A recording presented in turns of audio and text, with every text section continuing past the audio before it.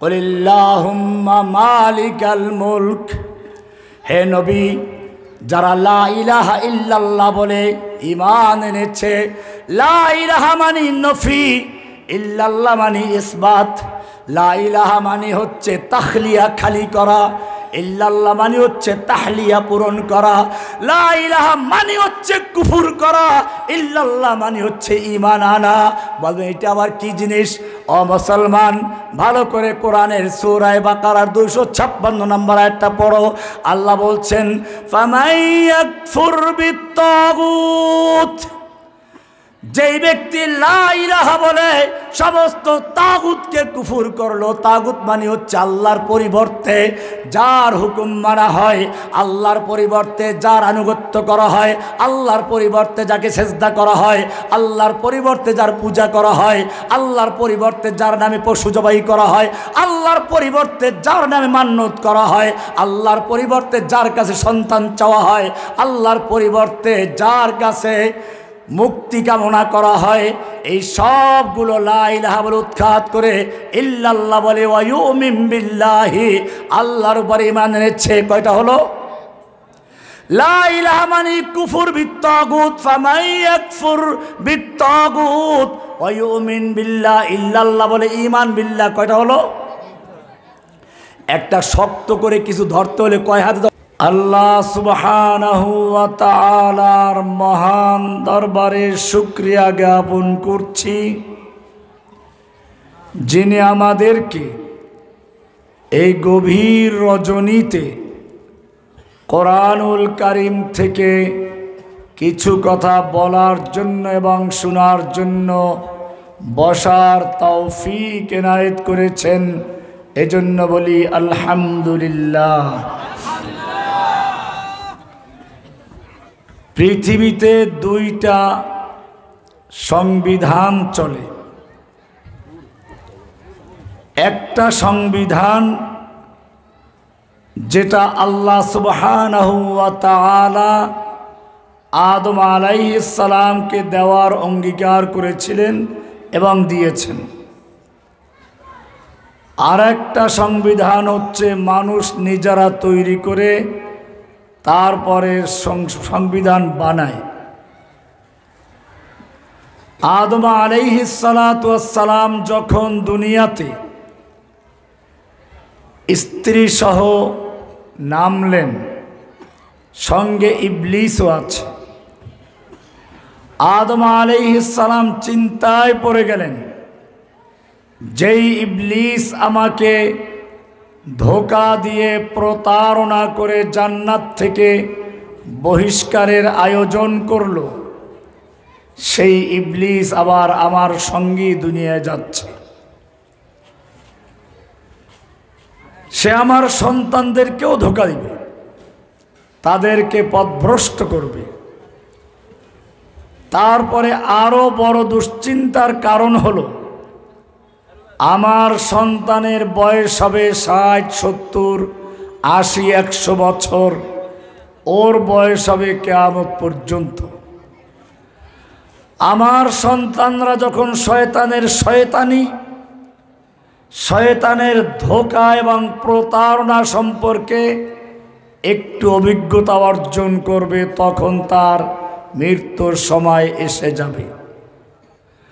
পক্ষান্তরে ইবলিস তার সারা জীবনের জমানো কৌশল, অভিজ্ঞতা কাজে লাগিয়ে একটায় কাজ না হলে আরেকটা কাজে লাগাবে, এভাবেই আমার সন্তানদেরকে ধ্বংস করবে। আদম আলাইহিস সালামের এই চিন্তা আল্লাহ সুবহানাহু ওয়া তাআলা অবশ্যই জানেন। সঙ্গে সঙ্গে আদমকে সান্ত্বনা দিলেন। কোরআনুল কারীমের সূরা বাকারার 38 নম্বর আয়াতে আল্লাহ সুবহানাহু ওয়া তাআলা সে বিষয়টি আমাদের জন্য জানিয়ে দিয়েছেন। কুলনা হাবিতু মিনহা জামিআ, ও আদম, তুমি এবং তোমার স্ত্রী এবং তাদের মাধ্যমে তোমার কিয়ামত পর্যন্ত যত সন্তান আসবে সব তোমরা দুনিয়াতে নেমে যাও, তোমাদের কোনো ভয় নেই, কোনো চিন্তা নেই। আমি তোমাদেরকে এমনিতেই ছেড়ে দিচ্ছি না। ফাইম্মা ইয়াতিয়ান্নাকুম মিন্নি হুদান, আমার পক্ষ থেকে তোমাদের কাছে হেদায়েত যাবে, রোড ম্যাপ যাবে, সংবিধান যাবে, নীতিমালা যাবে, আইনের কিতাব যাবে। ফামান তাবিআ হুদায়া, যেই ব্যক্তি আমার সেই রোড ম্যাপ মেনে চলবে, ব্যক্তি জীবনে, পারিবারিক জীবনে, রাষ্ট্রীয় জীবনে, সামাজিক জীবনে, আন্তর্জাতিক জীবনে, ব্যাংকে, আদালতে, সংসদে, সব জায়গায় যারা আমার হেদায়েতকে, আমার সংবিধানকে যারা মেনে চলবে, ফালা খাউফুন আলাইহিম ওয়ালা হুম ইয়াহজানুন, তাদের কোনো ভয় নেই, তাদের কোনো চিন্তা নেই। ভয় নেই শয়তানের, ভয় নেই শয়তানের অনুসারীদের। যত রকমের শয়তানের কৌশল আছে, শক্তি আছে, আল্লাহ বলছেন সবগুলো ধ্বংস করে দিয়ে আমার রোড ম্যাপ যারা মেনে চলবে তাদের বিজয় দান করব। আল্লাহ তাআলা আদমকে অঙ্গীকার করলেন হুদান দিবেন, হুদান। কোরআনে কারিমে আল্লাহ সুবহানাহু ওয়া তাআলা শুরুতেই জানিয়ে দিচ্ছেন, যালিকাল কিতাবু লা রাইবা ফীহি হুদাল লিল মুত্তাকিন। আমি তোমাদের জন্য তোমাদের পিতা আদমকে অঙ্গীকার করেছিলাম হুদান দান করব, হেদায়েত দান করব, সংবিধান দান করব। যালিকাল কিতাবু লা রাইবা ফীহি, এই হলো সেই সংবিধান, এই হলো সেই হেদায়েত, এই হলো সেই রোড ম্যাপ। এখন প্রশ্ন হচ্ছে, আমরা আমাদের জীবনে আল্লাহর দেওয়া সেই রোড ম্যাপ, আল্লাহর দেওয়া সংবিধান মেনে চলি কিনা? কোরআন নিজেই বলছে, সূরা নিসা 60 নম্বর আয়াত, আল্লাহ বলছেন, আলাম তারা ইলাল্লাযীনা ইয়াজউমুনা আন্নাহুম আমানু বিমা উনজিলা ইলাইকা ওয়া মা উনজিলা মিন ক্বাবলিক। হে নবী, আপনি কি ওই সমস্ত লোকদেরকে দেখেননি? ইয়াজউমুনা, যারা দাবি করে, কি দাবি করে? আন্নাহুম আমানু বিমা উনজিলা ইলাইকা, তারা ঈমান এনেছে আপনার প্রতি নাজিলকৃত কিতাবের প্রতি। ওয়া মা উনজিলা মিন ক্বাবলিক, আপনার পূর্বে যত কিতাব নাজিল হয়েছে সব কিতাবের উপরে তারা ঈমান এনেছে, এই দাবি করে। কিন্তু যখন তাদেরকে বলা হয় তাহলে যদি কোরআন মেনেই থাকো, কোরআন দিয়ে তোমরা আদালত চালাও, বলে না, এখানে ব্রিটিশের আইন ছাড়া কারো আইন চলবে না। তাদেরকে যখন বলা হয় যদি সত্যিকারই কোরআনের আইন মেনে থাকো, কোরআনের উপর ঈমান এনে থাকো, সংসদে বসে আল্লাহর আইন কেন বাতিল করছো? আল্লাহ আইন করে দিয়েছেন কোরআনে। এই দুনিয়া সৃষ্টি করেছেন কে? আইন চলবে কার? আল্লাহ বলেছেন এই নিয়মে চললে তোমরা ঠিক মতো থাকবে। কোরআনে মদ জুয়া হারাম কিনা? হারাম কেন করেছেন তার কারণও কোরআনে উল্লেখ করা আছে। সূরা মায়দার 90-91 নম্বর আয়াতটা বের করে দেন। ইয়া আইয়ুহাল্লাযীনা আমানু ইন্নামাল খামরু ওয়াল মাইসিরু ওয়াল আনসাবু ওয়াল আজলামু রিজসুম মিন আমালিশ শাইতানি ফাজতানিবু। হে ঈমানদারগণ, যারা ঈমান এনেছো, জেনে রাখো নিশ্চয় মদ, জুয়া, মূর্তি, লটারি, এই সবগুলো শয়তানের নাপাক কাজ। কার কাজ?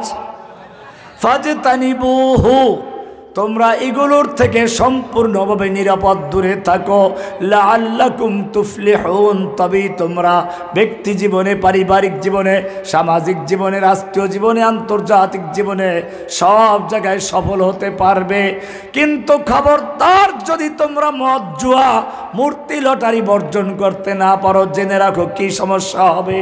কোরআন সূরা মায়দার 90 নম্বর 91 নম্বরে ব্যাখ্যা করছেন, ইন্নামা ইউরিদুশ শাইতানু আইয়ুকিআ বাইনাকুমুল আদাওয়াতা ওয়াল বাগদা ফিল খামরি ওয়াল মাইসির। নিশ্চয় শয়তান চায় ইউরিদুশ শাইতানু আইয়ুকিআ বাইনাকুমুল আদাওয়াতা ওয়াল বাগদা, তোমাদের মধ্যে তোমাদের সামাজিক জীবনকে ধ্বংস করতে চায়। ইসলাম শিক্ষা দেয় তোমাদের সামাজিক জীবনে ভাই ভাই হয়ে চলো। শয়তান কি করবে জানো? ইউকিউ বাইনাকুমুল আদাওয়াতা ওয়াল বাগদা, তোমাদের মধ্যে ঘৃণা শত্রুতা সৃষ্টি করবে। আর কি করবে? ওয়ায়াসুদ্দাকুম আন যিকরিল্লাহ, এবং তোমাদেরকে আল্লাহর জিকির থেকে গাফেল করবে, বিরত রাখবে। কিসের থেকে? এইটার সাথে বিশৃঙ্খলার সম্পর্কটা কি? বিশাল অশান্তির সম্পর্ক আছে। একটা কোরআনের আয়াত এই গভীর রাতে বুঝবেন কিনা, বিশেষ করে যারা সাধারণ শিক্ষার্থী একটু বোঝার চেষ্টা করবেন। কোরআনের একটা আয়াত খুবই তাৎপর্যপূর্ণ। আলা বিযিক্রিল্লাহি তাতমাইন্নুল কুলুব, এখানে তিনটা শব্দ, যিকরুল্লাহ, তাতমাইন্নু, আল কুলুব। কুলুব শব্দের অর্থ হচ্ছে বহুবচন, এটা কলবুনের। কলব শব্দের অর্থ হচ্ছে পার্শ্ব পরিবর্তনকারী। সহজে বললে পোল্ট্রিবাজ। সহজে বললে কি? পোল্ট্রিবাজ। তাতমাইন্নু ইতমিনান থেকে স্থির হওয়া, মানে পোল্ট্রিবাজ অন্তর স্থিরতা লাভ করবে। কিসের মাধ্যমে? বিযিক্রিল্লাহ। কিসের মাধ্যমে? এবার রহস্যটা বলি। মানুষের কলব কিভাবে পোল্ট্রিবাজ? আলা বিযিক্রিল্লাহি তাতমাইন্নুল কুলুব, তোমার কলব, তুমি যখন প্রথম দুনিয়াতে আগমন করেছিলে, শিশু ছিলে, তখন তোমার কলবের সম্পর্ক ছিল তোমার মায়ের সঙ্গে। মা ছাড়া তোমার কাছে কেউ আপন নেই। মায়ের কোল থেকে তোমাকে অন্য কেউ নিলে তুমি কান্নাকাটি শুরু করে দিয়েছিলে। কিন্তু যখন তুমি একটু বড় হয়ে গেছো, খেলার সাথীদের সঙ্গে চলে গেছো, এখন তোমার কলব তোমার মায়ের থেকে পল্টি মেরেছে, তোমার খেলার সঙ্গীদের সাথে এসে চলে গেছে। মা পিটালো, ঘরে আসে। এরপরে যখন আবার স্কুল কলেজে চলে গেছো, পড়ার সঙ্গীরা তোমার বন্ধু হয়ে গেছে। এখন ওই গ্রামের খেলার মেটো ছেলেরা সব চলে গেছে, কলব আবারও পল্টি মেরেছে। এরপরে যখন তুমি লেখাপড়া শেষ করে চাকরি জীবনে ফিরে আসলে, বিয়ে করেছো, এবারে তোমার কলব সব পল্টি মেরে স্ত্রীর সঙ্গে সম্পর্ক করছে। এখন সম্পর্কের সাথে কিছুদিন পরে তোমার ঘরে সন্তান এলো, এবার তোমার কলব আবার পার্শ্ব পরিবর্তন করলো, পল্টি মারলো। এবারে স্ত্রীকে ছেড়ে দিয়ে তার কলবের সম্পর্ক বেশি কার সাথে? সন্তানের সাথে। এবারে সন্তান বড় হয়ে গেছে, বিয়ে করলো, নাতি এসে গেছে, তুমিও বুড়ো হয়ে গেছো। এখন আর সন্তানের কাছে তোমার তেমন মূল্য নাই, সন্তানের বউয়ের কাছেও মূল্য নেই, তোমার স্ত্রীও দুর্বল হয়ে গেছে, তার কাছেও তেমন মূল্য নেই। এইবারে তোমার একটা বড় দায়িত্ব এসেছে, নাতি পালা। বুড়ার কাজটা এখন নাতি পালবে, স্কুলে নিয়ে যাবে হাত ধরে, এই তো কাজ। এবারে কলবের সম্পর্ক কার সাথে? নাতির সাথে। কিছুদিন পরে তোমার নাতিটাও বড় হয়ে গেছে, তুমি এখন আরো দুর্বল হয়ে গেছো। এখন নাতির তোমাকে সময় দিতে পারবে না, ছেলে তোমাকে সময় দিতে পারবে না। তোমার জন্য এখন জায়গা হচ্ছে বৃদ্ধ আশ্রম। এখন ওইখানে শুয়ে শুয়ে চিন্তা করে, আমার কলবের সঙ্গে এত লোকের সম্পর্ক ছিল, সবগুলো ছেড়ে গেল, এখন কে আছে? স্থির হয় কোন জায়গায় গিয়ে? এখন বুড়া বুঝতে পেরেছে। এই জন্য দেখবে সারা জীবন শয়তানি বান্দ্রামি করে শেষ পর্যন্ত যখন কোনো জায়গায় স্থানে বুড়ো হয়ে গেছে, মসজিদে গিয়ে তারপর ইমাম সাহেবের সাথে ঝগড়া লাগায়। এই জন্য বলা আছে, দর জওয়ানি তওবা করদন শিবায়ে পয়গম্বরি, অক্তে পীরি গর্গে জালিম মিশাওয়াদ পরহেজগার। যৌবনে তওবা করা, এটা নবুয়তের বৈশিষ্ট্য। বুড়ো হলে পরে জঙ্গলকে যে জালিম বাঘ, পুরা জঙ্গলকে নাচাই রাখতো, সেও গাছতলা বসে তসবিহ পড়ে আর কাজ আমি এখন ভালো আল্লাহ হয়ে গেছে, এখন হরিণ মারি না। তুই মারতে পারলি না, মারবি। কোরআন বলছে মদ এবং জুয়ার মাধ্যমে শয়তান তোমাদের সামাজিক অশান্তি সৃষ্টি করতে চায়। আইয়ুকা বাইনাকুমুল আদাওয়াতা ওয়াল বাগদা, সামাজিক জীবনে অশান্তি সৃষ্টি করে ভ্রাতৃত্ববোধকে নষ্ট করে দিয়ে শত্রুতা এবং ঘৃণা সৃষ্টি করে, এবং ব্যক্তি জীবনে তোমার অশান্ত মনকে শান্ত করার যে মাধ্যম ছিল আল্লাহর জিকির, সেখান থেকে ওয়ায়াসুদ্দাকুম আন যিকরিল্লাহ, আল্লাহর জিকির থেকে তোমাদেরকে সরিয়ে দিতে চায়। ওয়া আনিস সালাত, কতটুকু বুঝাইতে পারছে আল্লাহই ভালো জানে। বুঝতে পারলে অনেক বড় জিনিস, চিন্তা করবে বাসায় গিয়ে।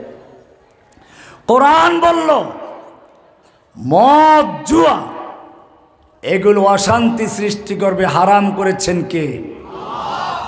আমাদের দেশীয় আইনে যদি মদের লাইসেন্স থাকে তাহলে কি মদ হালাল না হারাম? এই সরকারের আইনে হালাল না হারাম? হালাল, বৈধ। মদ খাওয়ারও লাইসেন্স আছে। আমার সাথে জেলে ছিল এক লোক, আজকে সকালে ফোন দিয়েছে, বের হয়ে গেছে, শাহজাহান ভাই, তার মদ খাওয়ার লাইসেন্স আছে। অবশ্য মামলা ছিল হুজির মামলা। যাই হোক, মদের মাধ্যমে কি ক্ষতি আল্লাহ বলেছেন, হারাম করলেন কে? হালাল করলো কারা? এবারে আর একটা উদাহরণ দেয়, সুদ ইসলামে হালাল না হারাম? এইটারও একটা বড় ধ্বংসাত্মক দিক আছে। কোরআন কেন হারাম করেছে? কোরআনের সূরা বাকারার 275 থেকে সামনে পড়ুন। ওয়া আহাল্লাল্লাহুল বাই'a ওয়া হাররামার রিবা, আল্লাহ তাআলা ব্যবসাকে হালাল করেছেন, সুদকে করেছেন হারাম। এতটুকু বলে ক্ষান্ত হলে খারাপ ছিল না, কিন্তু আল্লাহ তাআলা সামনে কি বলছেন শুনুন।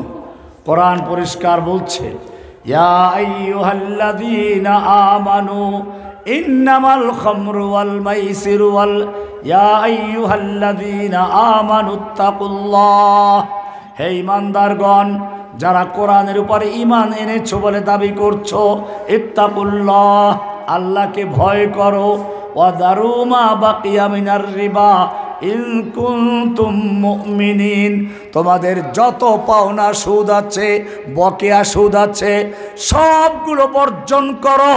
ইন কুনতুম মুমিনিন, যদি সত্যিকার মুমিন হয়ে থাকিস, সত্যিকার কোরআন বিশ্বাস করো, আল্লাহকে বিশ্বাস করো, তাহলে আল্লাহর বিধান জানা মাত্র যত পাওনা সুদ আছে সব বর্জন করে দাও। হুকুমটা কার?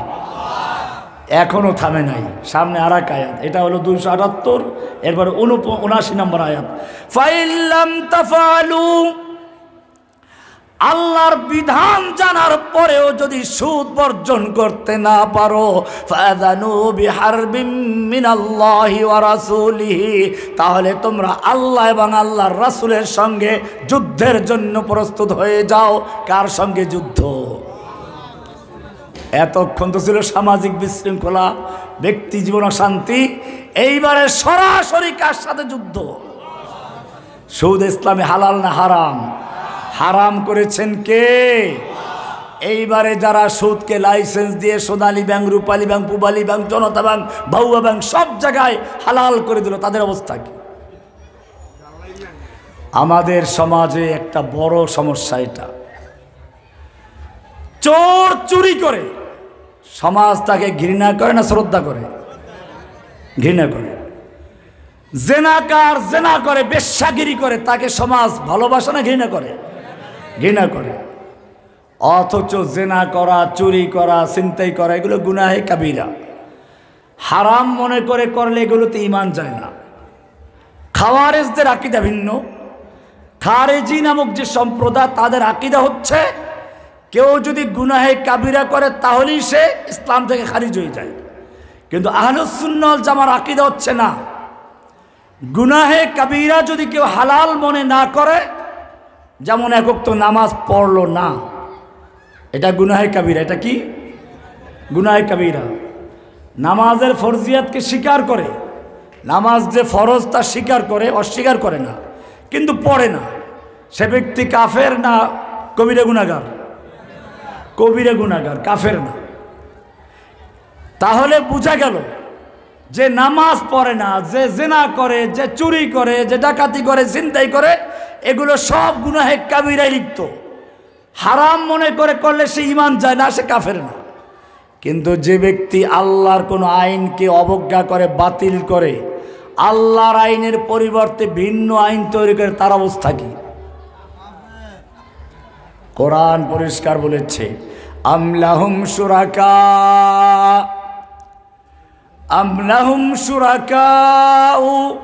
শারাউ লাহুম মিনাদ-দীন মা লাম ইয়াযাম বিহিল্লাহ। তাদের কি এমন কোন অংশীদার আছে? আল্লাহর সমপর্যায়ের সমকক্ষ কেউ আছে? আল্লাহ যেমন তাদের জন্য শরিয়া তৈরি করে দিয়েছেন, বিধান তৈরি করে দিয়েছেন, অন্যরাও তাদের জন্য আইন তৈরি করে দেয়, এমন কোন অংশীদার আছে? এবারে আরো সামনে যান, কোরআনের সূরা তাওবার আয়াত, ইত্তাখাযু আহবারাহুম ওয়া রুহবানাহুম আরবাবাম মিন দুনিল্লাহ। ওরা আল্লাহর পরিবর্তে, ইহুদি খ্রিস্টানদের কথা বলা হচ্ছে, ওরা আল্লাহর পরিবর্তে ওদের ধর্মীয় আলেমদেরকে, পণ্ডিতদেরকে এবং পীর বুজুর্গ মাশায়েখদেরকে আল্লাহর পরিবর্তে রব বানিয়েছে। রব, খ্রিস্টান আলেম, ইতিহাস বিখ্যাত হাতেম তাইর ছেলে আদি ইবনে হাতেম আল্লাহর নবীর দরবারে এসে বলছেন, ইয়া রাসূলুল্লাহ, আমি তো একজন খ্রিস্টান আলেম, ইহুদি ধর্ম সম্পর্কে আমার যথেষ্ট ইলম আছে। কোরআন বলছে ইহুদি খ্রিস্টানরা তাদের আলেমদেরকে, পণ্ডিতদেরকে রব বানিয়ে নিয়েছে। না, আমরা তো রব বানাই নাই। আল্লাহর রাসূল সাল্লাল্লাহু আলাইহি ওয়াসাল্লাম বলেন, আচ্ছা শোনো, তোমাদের আসমানি কিতাবে একটা হালাল বলা আছে, তোমাদের পণ্ডিতরা, তোমাদের নেতারা হারাম বলেছে, অথবা কোরআনে হারাম আছে, ওরা হালাল বলেছে, তোমরা কোনটা করো? যেমন মদ আল্লাহ কোরআনে হারাম বলেছেন, সরকার লাইসেন্স দিলে হালাল হয়ে যায়। সুদ আল্লাহ হারাম করেছেন, ব্যাংকে লাইসেন্স দিল হালাল হয়ে গেল। তোমরা কারটা মানো, আল্লাহরটা না সরকারেরটা? কই? উনি বললেন, না, সেক্ষেত্রে তো আমরা ওই মানুষেরটাই মানি। বলে এইটাই হচ্ছে রব বানানো, কারণ আইন দেওয়ার কাজ কার? আল্লাহু ইয়াহকুমু, আল্লাহ বিধান দেন, লা মুআক্কিবা লিহুকমিহি, আল্লাহর বিধানকে পরিবর্তন করার, আল্লাহর বিধানকে পশ্চাতে রেখে অন্য কোন আইন করার অধিকার কারো নেই। এইবারে কোরআন শুনুন কি বলে, ফালা ওয়া রাব্বিকা লা ইউমিনুন, ফালা ওয়া রাব্বিকা লা ইউমিনুন। হে নবী, ওই যে একটু আগে বললো আমরা কোরআন মানে আপনার উপরে নাজিলকৃত কিতাবের উপর ঈমান এনেছি, আপনার পূর্বে যত কিতাব নাজিল হয়েছে সবগুলোর উপর ঈমান এনেছি, না ওরা মুমিন নয়। ফালা ওয়া রাব্বিকা লা ইউমিনুন, আপনার রবের কসম ওরা মুমিন নয়। হাত্তা ইউহাক্কিমুকা ফীমা শাজারা বাইনাহুম, যতক্ষণ পর্যন্ত তাদের পারস্পরিক মামলা মোকদ্দমার ক্ষেত্রে, বিবাদের ক্ষেত্রে আপনার আদালতে বিচার ফয়সালার জন্য না আসবে, কোরআনের হাদিসের কাছে না আসবে, কোরআন সুন্নাহর আইনের কাছে না আসবে, সুম্মা লা ইয়াজিদু ফি আনফুসিহিম হারাজা, এরপরে তারা আপনি যে বিচার ফয়সালা করবেন, কোরআন যে সিদ্ধান্ত দিবে, আইন দিবে, এই ব্যাপারে তাদের মনের মধ্যে কোনো সংশয় থাকবে না, দ্বিধাদ্বন্দ্ব থাকবে না। আল্লাহ নারীকে কেন অর্ধেক সম্পত্তি দিলেন, আল্লাহ কেন পর্দার বিধান দিলেন, এই রকম কোনো প্রকার সংশয়, দ্বিধাদ্বন্দ্ব থাকবে না। সুম্মা লা ইয়াজিদু ফি আনফুসিহিম হারাজাম মিম্মা কাদাইতা, আল্লাহর সিদ্ধান্তের উপরে কোনো রকম সংশয় রাখতে পারবে না। ওয়া ইউসাল্লিমু তাসলিমা, সম্পূর্ণরূপে আল্লাহর বিধানের কাছে আত্মসমর্পণ করবে। এটা না করা পর্যন্ত আপনার রবের কসম, ওরা যতই দাবি করুক ঈমান এনেছে, ওরা ঈমানদার নয়। তাহলে এরা কি? এখানেও একটা দেখেন গুরুত্বপূর্ণ পয়েন্ট আছে। আমরা হাদিসে কিছু লক্ষণ আছে মুনাফিকদের, ওগুলো প্রায় লোকই জানি। ইদা হাদ্দাসা কাযাবা, কথা বললে মিথ্যা বলে, ওয়াদা করলে খেলাপ করলে, ঝগড়া লাগলে অশ্লীল বলে, এগুলো মুনাফিকদের লক্ষণ। এটা অনেকেই জানে, কিন্তু আল্লাহ তাআলা মুনাফিকদের একটা বড় লক্ষণ বলেছেন, অনেক বড় লক্ষণ। জিজ্ঞেস করলে প্রায় 90 জন ফেল করবে, অথচ কোরআনে স্পষ্ট আয়াত সূরা নিসা 61 নম্বর আয়াত আল্লাহ কি বলছেন শুনুন।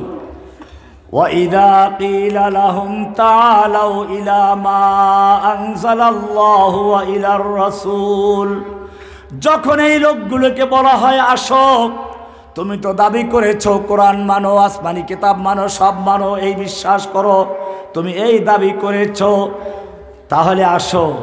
وَإِذَا قِيلَ لَهُمْ تَعَالَوْا إِلَى مَا أَنزَلَ اللَّهُ وَإِلَى الرَّسُولِ, যখন ওই লোকগুলোকে বলা হয় আসুন, ইলা মা আনজালাল্লাহু, আল্লাহ যে বিধান নাজিল করেছেন ওই বিধান দিয়ে বিচার ফয়সালা করি, ওয়া ইলার রাসূল, আল্লাহর রাসূল যেই সুন্নাহ যেই বিধান দিয়েছেন শরিয়া মোতাবেক সেই বিধান অনুযায়ী বিচার ফয়সালা করি, কোরআন অনুযায়ী শাসন করি, সমাজ চালাই, রাষ্ট্র চালাই, আদালত চালাই, ব্যাংক চালাই, তখন দেখবেন ওই লোকগুলো বলবেন না না, ব্রিটিশের আইন ছাড়া আদালতে অন্য কোনো আইন চলতে পারে না, আর সংসদে আল্লাহর আইন চলতে পারে না। যখন তুমি এই কথা বলবে, আল্লাহ বলছেন কি, রাআইতাল মুনাফিকিন, রাআইতাল মুনাফিকিনা ইয়াসুদ্দুনা আনকা সুদুদা, আপনি যখন ওই লোকগুলোকে কোরআনের বিধানের দিকে আহ্বান করবেন, কোরআনের হুকুমের দিকে আহ্বান করবেন, রাআইতাল মুনাফিকিন, এই মুনাফিকগুলোকে দেখবেন। কাদেরকে? মুনাফিক বলেছেন কে? নাকি আল্লাহর রাসূল বলেছেন? না জসিমউদ্দিন রহমানী বলছে? রাআইতাল মুনাফিকিন, আল্লাহ নিজে বলেছেন এই মুনাফিকগুলোকে দেখবেন, ইয়াসুদ্দুনা আনকা সুদুদা, আস্তে করে ঘাড় মোড়ায়া মসজিদ ছেড়ে চলে যাবে। এই আলোচনা শুনবে না। তাহলে বোঝা গেল সংবিধান কয়টা চলছে, আল্লাহ কয়জন চলছে। কোরআন বলছে ওয়াকাল আল্লাহু লা তাত্তাখিযু ইলাহাইন ইসনাইন, আল্লাহ বলছেন খবরদার দুই আল্লাহ বানাইও না। মসজিদের আল্লাহ একজন, আদালতে চলবে আরেক আল্লাহর বিধান, সংসদে চলবে আরেক আল্লাহর বিধান, এই সব চলতে পারে না। আল্লাহ কয়জন? লা ইলাহা, লা ইলাহা ইল্লাল্লাহর মানেটা জানেন কি? লা ইলাহা ইল্লাল্লাহ এটা সাধারণ কোন কালেমা না। এই কালেমা না দিলে তোমার আজান হয় না, এই কালেমার সাক্ষ্য না দিলে ইকামত হয় না, এই কালেমার সাক্ষ্য না দিলে তোমার জুমার খুতবা হয় না, এই কালেমার সাক্ষ্য না দিলে তোমার ঈমান হয় না। এই কালেমা সম্পর্কে আল্লাহ বলেছেন ফা'লাম আন্নাহু লা ইলাহা ইল্লাল্লাহ, জেনে বুঝে সাক্ষী দাও। সাক্ষী না বুঝে দিলে সাক্ষী হয় না। বলতে গেলে এবার আর একদিকে যাব, একটু কঠিন হবে, বলবো সাক্ষী দিতে হলে বুঝে শুনে দিতে হয়, না বুঝে দিলে সাক্ষী হয় না। সত্য কথা বললেও সাক্ষী হবে না। আসুন সূরা মুনাফিকের শুরু অংশটা দেখেন। আল্লাহ তাআলা কি বলছেন? ইযা জাআকাল মুনাফিকুন, হে নবী আপনার কাছে যখন মুনাফিকুনরা আসবে, ক্বালু নাশহাদু ইন্নাকা লারাসূলুল্লাহ, তারা বলবে নাশহাদু, খেয়াল করবেন কি বলবে? নাশহাদু, আমরা সাক্ষ্য দিচ্ছি, ইন্নাকা লারাসূলুল্লাহ, আপনি আল্লাহর রাসূল। আমরা সাক্ষ্য দিচ্ছি আপনি আল্লাহর, কথা সত্য না? আমাদের নবী আল্লাহর রাসূল, কোনো সন্দেহ আছে? তাহলে তারা তো সত্য কথাই বলেছে। কিন্তু আল্লাহ কি বলতেছেন দেখেন, আল্লাহু ইয়ালামু ইন্নাকা লারাসূলুহু, আল্লাহ জানেন আপনি আল্লাহর রাসূল, ঠিক আছে, কিন্তু আল্লাহু ইয়াশহাদু, আল্লাহ সাক্ষ্য দিচ্ছেন, ইন্নাল মুনাফিকিনা লাকাযিবুন, নিশ্চয় মুনাফিকরা মিথ্যাবাদী। কে বলেছেন? ইলাহুল আলামিন। মুনাফিকরা কি মিথ্যা বলল? ওরা তো সত্যই বলল। আপনার রসুল সম্পর্কে তারা বলল আমরা সাক্ষ্য দিচ্ছি আপনি আল্লাহর রসুল। মিথ্যা বলল কোথায়? তারা সত্যই বলেছে। তুমি বোঝো নাই, ওরা কথাটা সত্যই বলেছে ঠিক আছে, কিন্তু অন্তর থেকে বলে নাই। আর অন্তর থেকে না বললে তাকে শাহাদাত বলা যায় না, সাক্ষ্য বলা যায় না। এই কারণে তারা যে বলেছে না সাধু আমরা সাক্ষ্য দিচ্ছি, এইটা মিথ্যা কথা। ওদের কথাটা মিথ্যা না, ওদের কথাটাকে সাক্ষ্য বলে নাম রাখা মিথ্যা কথা। কথাটা বুঝতে পারছি? আলহামদুলিল্লাহ, মাশাআল্লাহ, অনেক ভালো বুঝতে আপনারা। মুখতাসারুল মানিতে আছে এই কথাটা, সে মুখতাসার বুঝে ফেলছেন, মাশাআল্লাহ, গভীর রাতে। তাহলে কি পরিষ্কার হলো? বুঝে শুনে অন্তরের বিশ্বাস নিয়ে যদি বলা হয় তার নাম সাক্ষ্য। না বুঝে যদি কোনো ব্যক্তি কালেমার জপ করতে করতে কলব ফাটাইয়া বলা হয় তারপরও তার সাক্ষ্য হবে, ঠিক কিনা? তাহলে এই যে খুতবায় দাঁড়াই আমাদের খতিব সাহেবরা বলেন ওয়া নাশহাদু আল্লা ইলাহা ইল্লাল্লাহু ওয়া নাশহাদু, আপনার সাক্ষ্য আপনি দিতে পারেন, আরো কোনটা দেন কি করে? বুঝেন নাই? নাশহাদু কোন সিগা? জবামতা কালেন, আমরা সাক্ষ্য দিচ্ছি। তো আমি আমারটা সাক্ষ্য দিচ্ছি অন্তরে বিশ্বাস নিয়ে। আমার মুসল্লিদের মধ্যে মদ খোর জুয়া চোর নির্বাচনের দাঁড়িওয়ালারাও তো আছে। সালমান রহমানের দাড়ি ছিল না? কয়দিন ঠিক ছিল? বিপদে বসা দাড়ি কাবে তোমার সনাতন হয়ে তারপর বাঁচতে পারে না। এই জন্য জেলখানায় একটা প্রবাদ আছে, রাজনীতিবিদের দাড়ি আর পুলিশের দাড়ি, নদীর পাড়ের বাড়ি, রেন্টাকারের গাড়ি, ভরসা রাখতে না পারি। বোঝেন না কিছু? বোঝা গেল না শাহাদু। মুনাফিকরা সাক্ষ্য নাম দিয়েছে, মিথ্যা কথা। এবারে প্রশ্ন হচ্ছে লা ইলাহা ইল্লাল্লাহর সাক্ষ্য দিতে হলে তোমাকে বুঝে শুনে দিতে হবে। কোরআনের সূরা মুহাম্মদে স্পষ্ট আয়াত আছে ফা'লাম আন্নাহু লা ইলাহা ইল্লাল্লাহ, জেনে বুঝে বলো লা ইলাহা ইল্লাল্লাহ। এবারে বলে এই সাক্ষ্য এমন এক সাক্ষ্য, কুল আইয়ু শাইইন আকবারু শাহাদা, আল্লাহ পরীক্ষা নিচ্ছেন। কে প্রশ্ন করেছেন? পাল্লা বাড়ি করেন। কুল আইয়ু শাইইন আকবারু শাহাদা, বলো তো সবচেয়ে বড় সাক্ষ্য কোনটি? সবচেয়ে বড় সাক্ষ্য? সাক্ষ্য মানুষ অনেক রকম সাক্ষ্য দেয়। আল্লাহ জিজ্ঞেস করেছেন কুল আইয়ু শাইইন আকবারু শাহাদা, সবচেয়ে বড় সাক্ষ্য কোনটি বলো তো। এই আয়াতটার মর্ম আমার মনে হয় সাহাবায়ে কেরামদের পরে সবচেয়ে যিনি বেশি বুঝেছেন ইমামে আজম আবু হানিফা রাহমাতুল্লাহ আলাইহি। কিভাবে? ওনার একটা কিতাব মাত্র 2 পৃষ্ঠা, নাম হলো আল ফিকহুল আকবার। কি নাম? যেহেতু উনি ফিকার ইমাম, কাজী মানুষ শুনলে মনে করে এটা কোনো ফিকার কিতাব। এটা কোনো ফিকার কিতাব না। ইমাম আবু হানিফা রাহমাতুল্লাহ আলাইহি এই আয়াতের উপর ভিত্তি করে তিনি বলেছেন যত রকমের ফিকার মাসলা আছে আমি ইমাম, ফিকহি মাসাইল ইস্তেমবাদ করি, ঠিক আছে, কিন্তু তোমরা আমার ছাত্র যারা কিয়ামত পর্যন্ত যারা হানাফি মাযহাবকে অনুসরণ করো, ভালো করে জেনে রাখো আমার কাছে সবচেয়ে বড় ফিকহ হচ্ছে লা ইলাহা কুল আইয়ু শাইইন আকবারু শাহাদা, বলো তো সবচেয়ে বড় সাক্ষ্য কোনটি? কে প্রশ্ন করেছেন? কুল আইয়ু শাইইন আকবারু শাহাদা, এটা বার করতে বলছিলাম। সবচেয়ে বড় সাক্ষ্য কোনটি? আল্লাহ উত্তর নিজেই দিয়েছেন, অনেক লম্বা ভূমিকা দিয়ে, তারপর লা ইলাহা ইল্লাহ। এইবারে আরো গুরুত্বপূর্ণ, লা ইলাহার সাক্ষ্য মানুষে দেয়, ফেরেশতারা দেয়, জিনে দেয়, গাছে দেয়, মাছে দেয়, তাতে শেষ হয় না। আল্লাহ বলছেন শাহিদাল্লাহু আন্নাহু লা ইলাহা ইল্লাহু, লা ইলাহার সাক্ষ্য দিয়েছেন কে? আল্লাহ নিজে। এবারে লা ইলাহার মধ্যে কি আছে ভালো করে শুনুন, গন্ডগোলটা এখানেই আছে। লা ইলাহা, লা মানে নেই, ইলাহা মানে কোনো মাবুদ। মাবুদ মানে হচ্ছে যার ইবাদত করা হয়। ইবাদত মানে গায়াতুত তাজাল্লুল। তাফসীর বাইজাবি খুলে দেখুন, ইয়্যাকা না'বুদুর ভিতরে লিখেছেন আল ইবাদাহ গায়াতুত তাজাল্লুল, চূড়ান্ত বিনয় প্রকাশ করা, হতে পারে সেজদার মাধ্যমে, হতে পারে দোয়া প্রার্থনার মাধ্যমে, হতে পারে হুকুম মানার মাধ্যমে, হতে পারে প্রার্থনার মাধ্যমে, হতে পারে পশু জবাই করার মাধ্যমে।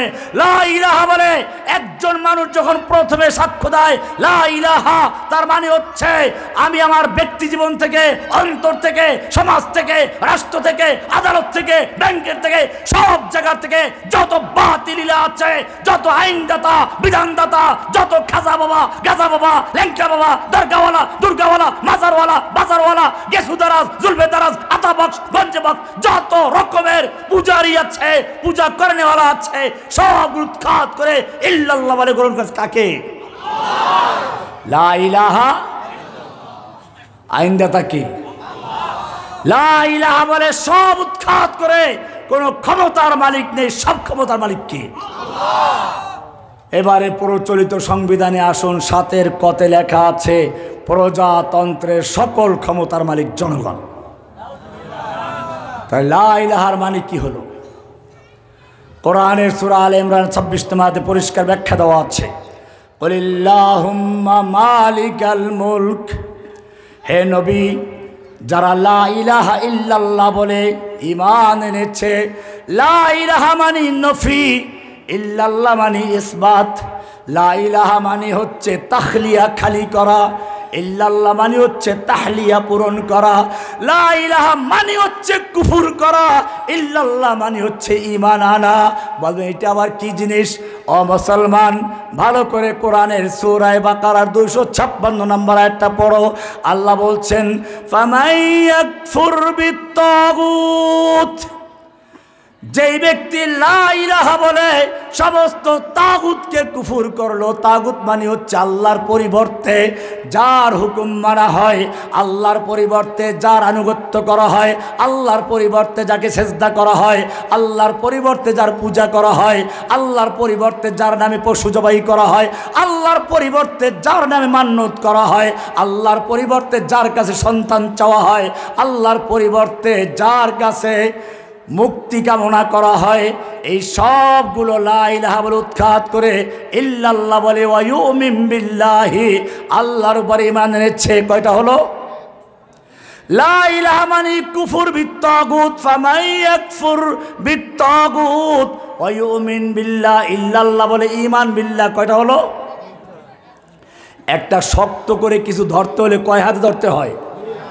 মনে করেন আপনি গাছ থেকে ঝুলে পড়ছেন, এখন তাড়াতাড়ি 2 হাতে একটা ডাল ধরেছেন, কয় হাতে ঝুলতে পারবেন? 1 হাতে ধরলে।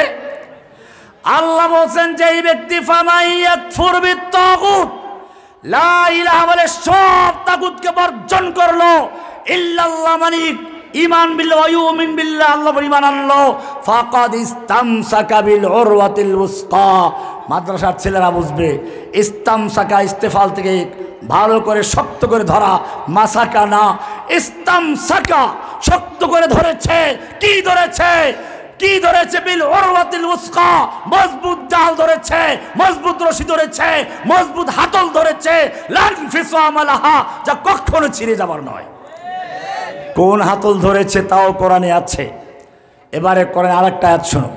কোরআন বলছে, আলাম তারা কাইফা দারাবাল্লাহু মাসালান কালিমাতান তাইয়িবাতান কাশাজারাতিন তাইয়িবা আসলুহা সাবিতুন ওয়া ফারউহা ফিস সামা।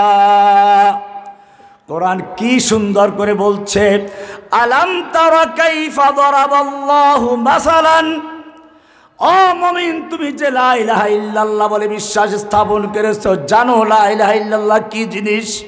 কাইফা দারাবাল্লাহু মাসালান কালিমাতান তাইয়্যিবা, আল্লাহ তাআলা কালিমায়ে তাইয়্যিবাকে কি সুন্দর একটা উদাহরণ দিয়েছেন। কাশাজারাতিন তাইয়্যিবা, একটা পবিত্র গাছের সঙ্গে তুলনা করেছেন। কি গাছের সঙ্গে?